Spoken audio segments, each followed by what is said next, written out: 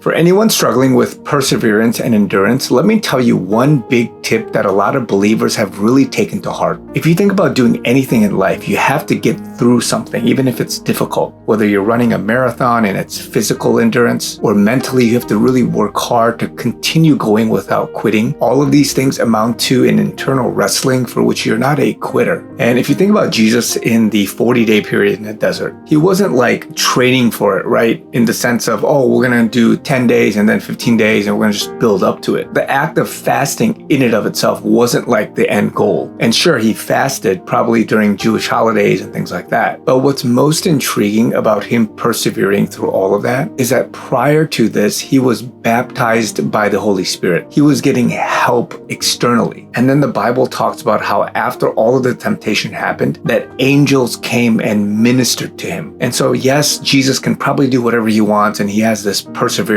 heart. But the Bible specifically talks about how he got external help and he continued to get that help. He was first obedient and allowed the Spirit to do the heavy lifting. And then he got other people, specifically angels in this instance, to give him words of affirmation and encouragement. So through others and their words or their experience, he's getting motivated. He's being reminded of the truths. And the Holy Spirit is giving him step by step, moment by moment bursts of energy or help in his character to continue to move forward. And I'm saying all this because yes, it may help that you have experience and you're training for something specific, but more importantly, the mental and the psyche, the internal wrestling and how you can get help will ultimately be the most crucial part for when you move forward in doing anything in life. If you're dealing with a tragedy, a death, if you're weak and lacking mental energy, if you need intellect and wisdom and the ability to make decisions, all of these things come supernaturally from the Lord. And you can only really understand and realize this when you go through it. So forget these earthly life hacks and all these other motivational things. What you really need is external help from the Holy Spirit, and that you have to be ministered to and continually